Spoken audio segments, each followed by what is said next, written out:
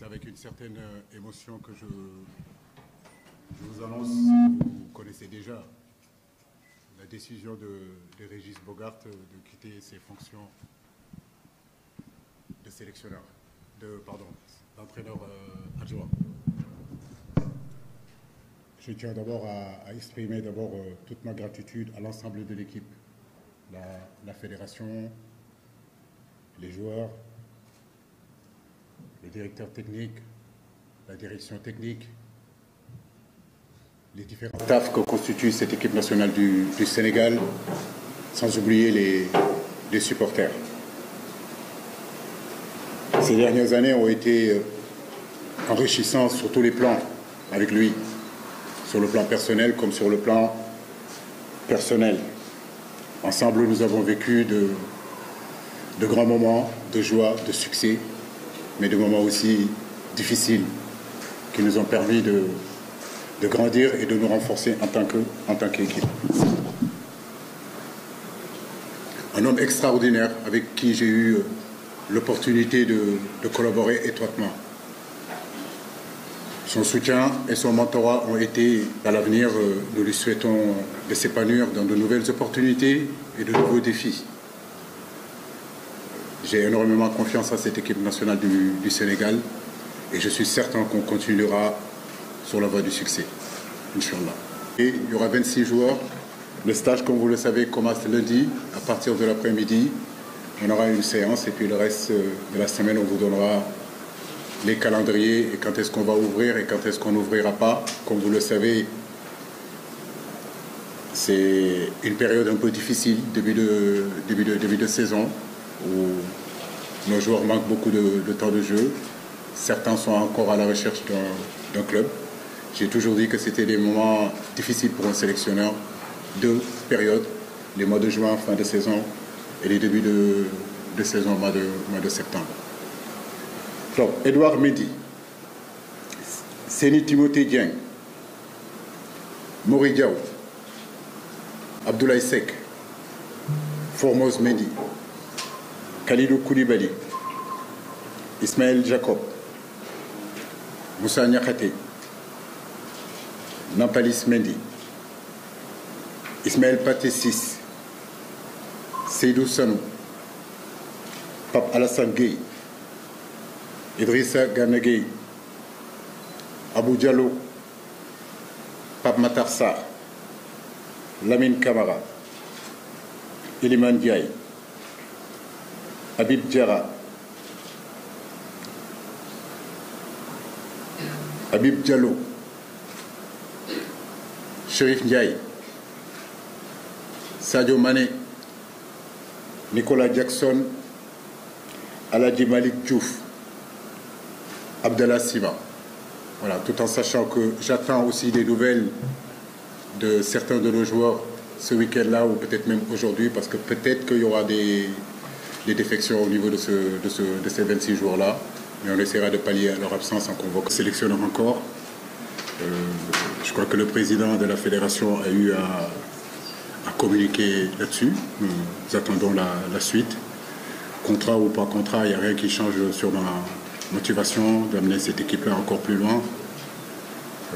N'oubliez pas qu'avant d'être sélectionneur de l'équipe nationale du Sénégal, je n'avais pas de contrat alors que j'étais entraîneur de l'équipe olympique. Le Sénégal est mon pays. Ce n'est pas une histoire de contrat qui me lie à ce pays-là. J'ai la parole de mes dirigeants, le coup de main de mes dirigeants, que ce soit le président, le comité exécutif. J'ai leur confiance aussi.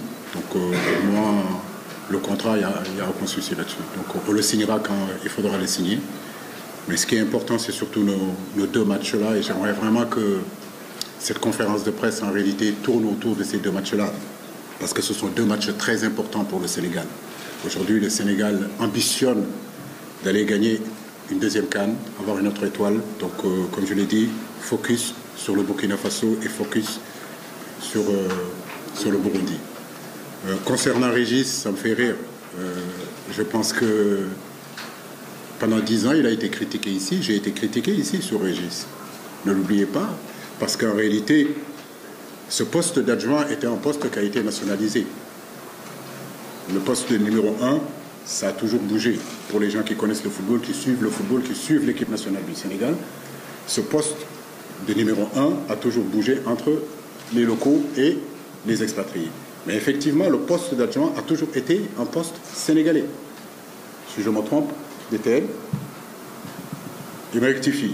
C'est à mon arrivée que j'ai apporté Régis. Et je peux vous garantir qu'en 10 ans, on a tout entendu ici. Mais ça me fait plaisir quand il est parti, que maintenant les gens parlent de lui et qu'on essaye de... Mais c'est un choix personnel de Régis.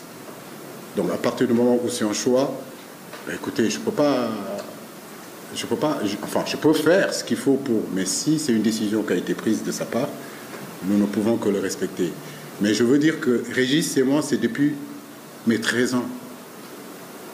Vous vous rendez compte? 13 ans. Deux choses. Aujourd'hui, je l'ai dit tout à l'heure, là où je suis, il y a contribué par son expérience, par son vécu, par sa connaissance du football. Donc moi, en prenant cette équipe nationale-là, de suite, je l'ai eu depuis les U17, depuis les U15. Régis a fait partie de ma vie, en réalité, depuis l'âge de 13 ans jusqu'à aujourd'hui, comme je vous dis. Donc il n'y a rien qui peut se passer entre Régis et moi. Absolument rien. te kenn mënul dugg sama diggante ak Régis. kenn mënul dugg sama diggante ak Régis. bi ñu doon ñëw nañu. ñu ngi koy sant ñu ngi koy gërëm ci liggéey bi mu def ci Sénégal fii. waaw waaye tey comme ni ma la ko waxee il a décidé de partir. On peut pas le retenir. Mais ma relation avec Régis, c'est une relation qui est là depuis des années et des années. Après, est-ce qu'il y a des problèmes? Parfois, j'ai des problèmes avec les joueurs. Parfois, j'ai des problèmes avec le directeur technique. Parfois, j'ai des problèmes avec l'entraîneur, avec le président. Mais c'est ça, le haut niveau. Là où nous sommes, comme je le dis, ce n'est pas le mode des bisounours. On ne vient pas pour se faire des smacks sur la bouche ou bien être... Non, par moments, c'est tendu. Et ça, vous le savez, dans vos rédactions, parfois, c'est tendu. Mais c'est ça le boulot, c'est ça le travail. Voilà. Je ne cherche pas quelque part, je veux dire, un staff où tout se passe bien. Non. Nous cherchons un staff où il y a des contradictions. Parfois, avec le directeur technique, il peut y avoir des contradictions. Mais de dire que Régis et moi, on s'est engueulés, ou bien que c'est ça qui a motivé son départ, ça c'est tout à fait faux. C'est tout à fait faux. Ce n'est pas du tout vrai. Donc, entre Régis et moi, je le dis, personne ne peut se mettre entre lui et moi.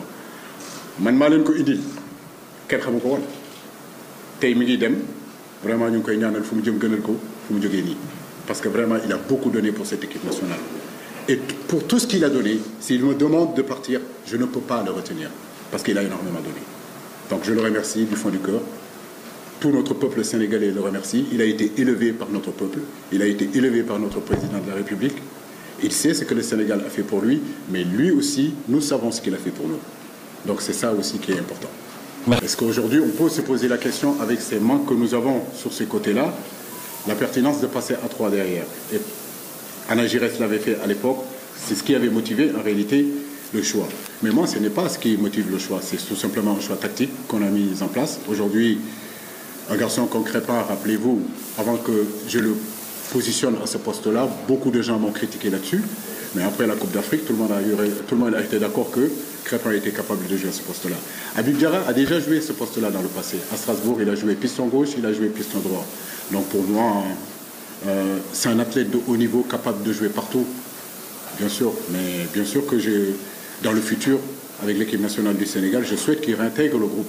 Mais pour l'instant, là où j'ai besoin de lui, c'est sur le côté droit, c'est en tant que piston. Écoutez, Marème, je suis là quand même depuis 9 ans et demi, 10 ans, 12 ans. Et je pense que s'il y avait un autre entraîneur qui était à ma place, il amènerait d'autres joueurs. Je crois que l'avantage que j'ai aujourd'hui, c'est que malgré ces 10 ans-là, nous nous sommes toujours renouvelés, en réalité. L'équipe nationale du Sénégal en 2017 n'est pas le même qu'en 2019. Celui de 2019 n'est pas pareil que celui de 2018, celui de 2018, etc., etc. Donc on a toujours ce souci-là, bien sûr, d'apporter du sang neuf, mais tout en gardant une certaine continuité. Mais bien sûr qu'il y a une génération qui a énormément donné pour cette équipe nationale. Et j'en fais partie.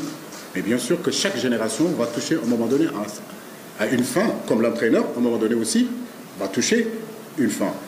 Mais ce qui est important pour moi, c'est aussi, au-delà de continuer à avoir une équipe compétitive, c'est de penser aussi à l'avenir pour justement laisser un legs, un héritage aux autres qui vont arriver. Et cette équipe nationale du Sénégal, c'est la rencontre de deux générations. Une génération, comme tu le dis, qui est en l'air, qui touche à sa fin. Et il y a une nouvelle génération qui est en train d'arriver. Cette nouvelle génération-là, ce sont les Habib Diarra, les Pape Matar Sarr, les Lamine Camara, les Iliman Ndiaye, pour ne citer qu'eux. Aujourd'hui, il y a un garçon comme Aladji Malick Diouf, qui fait de très très bonnes choses, qui fait partie de cette génération-là. Donc on a à cœur aujourd'hui, si vous voulez, à la rencontre de ces deux générations-là, faire en sorte que le legs qu'on va laisser pour les prochains qui vont arriver continue. En fait, c'est ça la politique, en fait.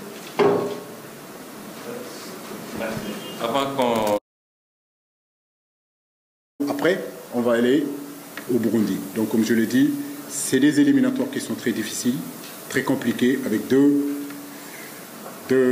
adversaires. J'ai envie de dire que le Burkina égale à la RDC, même niveau, aussi fort que la RDC. Et puis le Burundi aussi, qui est en phase, qui est en train de progresser depuis quelques années. Donc à nous de bien nous préparer, à nous de bien nous concentrer pour justement empocher les 6 points sur ces deux matchs-là, Inch'Allah. Bon, concernant le Burkina, je crois que c'est la même question qu'on vient de me poser. Comme je l'ai dit, c'est une équipe qu'on prend vraiment au sérieux. C'est une équipe que nous respectons. Nous savons tous que c'est une très bonne équipe, avec de très bons joueurs. Mais nous aussi, comme je l'ai dit, nous sommes aussi une très bonne équipe. Vous me parlez de buts marqués, mais on n'en a pas pris beaucoup. Regardez les statistiques sur nos 10 derniers matchs, ou bien sur nos 12 derniers matchs. Sur nos 12 derniers matchs, c'est 23 buts marqués. C'est 3 buts encaissés. 2 sur coup de pied arrêtés, et le dernier, c'est celui de la RDC. Sans compter que les ratios d'occasion qu'on se crée, les situations qu'on se crée, on pouvait marquer encore beaucoup plus que 23 jours. Donc, retenez que sur ces 12 derniers matchs, les statistiques, c'est 23 buts marqués pour le Sénégal, c'est 3 buts encaissés. Donc, je veux dire, on est dans une bonne période. Malgré tout ce que les gens peuvent se dire, les statistiques sont là. C'est ça la réalité. C'est compliqué. Quelqu'un qui quitte aujourd'hui Dakar pour un match à 19h, s'il quitte à 17h, il regardera la fin du match. Voilà, donc je pense que ce qui serait peut-être bien, c'est faciliter en réalité tous nos supporters pour que justement ces jours de match-là, qu'on puisse trouver d'autres voies pour qu'ils puissent rallier le stade. Mais l'influence n'a pas si baissé que ça, parce que ces derniers matchs, comme je l'ai dit, si vous regardez en deuxième période, c'est là où pratiquement tous les supporters viennent. Et j'appelle justement à tout ce public-là. On ne peut pas avoir un stade comme celui d'Abdoulaye Wade et qui est 5000 spectateurs. Les gens nous demandent d'être bons, on nous demande de gagner nos matchs, on nous donne des objectifs. Mais ces objectifs-là, nous ne le ferons pas seuls. On a besoin de notre public, on a besoin de nos supporters. Je suis nostalgique de Sénégal-Égypte. Et tous les matchs de l'équipe nationale du Sénégal ils doivent être comme ça. Il y a une possibilité que ce soit comme ça, pour pousser cette équipe-là à aller de l'avant. Parce que cette équipe en a besoin. Contre la RDC, je n'ai pas senti nos supporters. J'ai vu des spectateurs qui viennent voir un spectacle. Mais je n'ai pas vu vraiment des supporters. Donc j'attends des véritables supporters qui sont derrière l'équipe, qui poussent l'équipe dans des moments difficiles comme dans des moments de joie. Un supporter, c'est pas venir mettre son costume, son grand boubou et puis... non, c'est pousser son équipe. Donc voilà ce que nous attendons de nos supporters. Les costumes, les cravates, ils n'ont qu'à les poser de l'autre côté et donner les places à nos véritables supporters pour qu'ils viennent pousser l'équipe. Aladji Malick, c'est un garçon qui fait un très très bon début de saison avec le Slavia de Prague. Et comme Grégor l'a posé comme tout à l'heure, nous sommes dans le souci de nous renforcer sur les côtés. Aujourd'hui, sur ce côté gauche-là, on a Jacob qui est là. Ismaïla a pu jouer aussi, il a été efficace, mais c'est vrai qu'avoir un garçon comme Diouf, c'est un bon pédigré. Il n'a que 19 ans. Donc c'est l'avenir de l'équipe. L'amener très tôt pour qu'il s'imprègne des réalités de l'équipe nationale, c'est très très bon. Il y a une nouvelle génération qui est en train d'arriver. À la Coupe d'Afrique, on m'avait traité de journalistes qui avaient faim. Oui, des arrières de salaire. Mais bon, pour l'instant, je crois que ce qui est important, c'est vraiment se concentrer sur ces deux matchs-là. Parce que le Sénégal a besoin de victoires. La CAN 2025, on a envie d'y aller. On en parlera ultérieurement et à l'intérieur. Parce qu'il y a des discours extérieurs. Moi, c'est comme ça que je fonctionne. Et il y a des discours à l'intérieur. Comme je l'ai dit, laissons ça, nous le gérerons en temps et en heure et avec les gens qui sont concernés. L'autre question, je crois que c'est sur les temps de jeu et puis la difficulté de ces matchs, la fatigue. Non, c'est surtout pas, c'est pas la fatigue, mais plutôt ce manque de compétitivité. Comme vous le voyez, il n'y a pas assez de journées. Il n'y a eu que 2 journées. Certains de nos garçons ont beaucoup joué, déjà ces 2 journées-là, mais d'autres on peut jouer. Mais si on regarde bien aujourd'hui la constitution de cette équipe-là, on a pratiquement plus de 18 joueurs qui sont dans les championnats majeurs. Donc ça veut dire qui jouent et qui ont de la qualité.